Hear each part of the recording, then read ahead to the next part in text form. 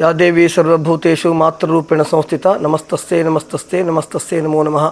ಶಕ್ತಿಯಸ್ತಂ ವಿರೂಪಾಕ್ಷಂ ಶಿಖಿವಾಹಂ ಷಡಾನನಂ ದಾರುಣಂ ರಿಪುರೋಗ್ನಂ ಭಾವಯೇ ಕುಕ್ಕುಟಧ್ವಜಂ ಲಕ್ಷ್ಮೀ ಪ್ರತ್ಯಂಗಿರಾಮ್ ದೇವಿಂ ಪ್ರತಿಕೂಲ ನಿವಾರಣಿಂ.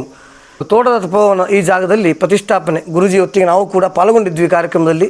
ಹಾಗೆ ಮಂಡಲ ಪೂಜೆಯನ್ನೆಲ್ಲ ಆಗಿ ಇವತ್ತು ಕೂಡ ಆಗಾಗ ಇಲ್ಲಿ ಕಾರ್ಯಕ್ರಮಗಳು ನಡೀತಾನೆ ಇರ್ತದೆ. ಗುರುಜಿಯ ಮುಖಾಂತರವಾಗಿ ಗುರುಜಿಯ ಒಂದು ನೇತೃತ್ವದಲ್ಲಿ ಎಷ್ಟೋ ಕಾರ್ಯಕ್ರಮ, ಚಂಡಿ ಹೋಮವಾಗಲಿ, ಪ್ರತ್ಯಂಗಿರ ಹೋಮ, ದುರ್ಗಾ ಹೋಮಾದಿಗಳು ನಡೀತಾನೆ ಇರ್ತದೆ. ಎಷ್ಟೋ ಭಕ್ತಾದಿಗಳು ಬಂದು ಇಲ್ಲಿ ಆ ಕಾರ್ಯಕ್ರಮವನ್ನು ಮಾಡಿಸಿ ಅವರ ಅಭೀಷ್ಟ ಕಾಮನೆಗಳನ್ನು ಈಡೇರಿಸಿಕೊಂಡಿದ್ದಾರೆ.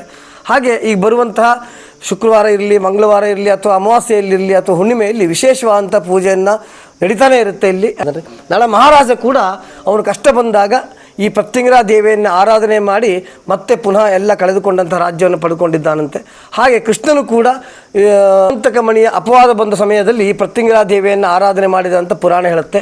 ಹಾಗೆ ರಾಮ ಅಯೋಧ್ಯ ಕೂಡ ವನವಾಸ ಕಾಲದಲ್ಲಿ ಈ ಪ್ರತ್ಯಂಗಿರಾ ದೇವಿಯನ್ನು ಆರಾಧನೆ ಮಾಡಿದ್ದ ಅಂತ ಪ್ರತೀತಿ ಇದೆ. ಹಾಗಾಗಿ ಹಿಂದೆ ಪುರಾಣ ಕಾಲದಲ್ಲಿ ಎಲ್ಲರೂ ಪ್ರತ್ಯಂಗಿರಾ ದೇವಿಯನ್ನು ಆರಾಧನೆ ಮಾಡಿ ತಮ್ಮ ಮನಸ್ಸೇಚ್ಛೆಯನ್ನು ಈಡೇರಿಸಿಕೊಂಡಿದ್ದಾರೆ. ಹಾಗಾಗಿ ನಾವು ಕಲಿಯುಗದ ಜನರು ಭಾಳ ಭಾಗ್ಯವಂತರಲ್ಲ. ಹಾಗಾಗಿ ದೋಷದ ಭೇಮ ಭಾಗ್ಯ ವಿಕಲಃ ಪ್ರಾಯೇಣ ಲೋಕಾಯುತಃ ಅಂದರೆ ಕಲಿಯುಗದ ಜನರೇ ಮಂದ ಭಾಗ್ಯರಂತೆ, ಪುಣ್ಯವನ್ನು ಪಡ್ಕೊಂಡು ಬಂದವರಲ್ಲ. ಹಾಗಾಗಿ ನಾವು ಇಂಥ ದೇವತಾ ಆರಾಧನೆಗಳನ್ನೆಲ್ಲ ಮಾಡಿ ಪುಣ್ಯವನ್ನು ಸಂಗ್ರಹಿಸಿಕೊಂಡು ನಮ್ಮ ಮನಸ್ಸಿನ ಹಾಗೂ ಬಂದಿರುವಂಥ ಕಷ್ಟಗಳನ್ನ ದೂರ ಮಾಡಿಕೊಳ್ಬೇಕು.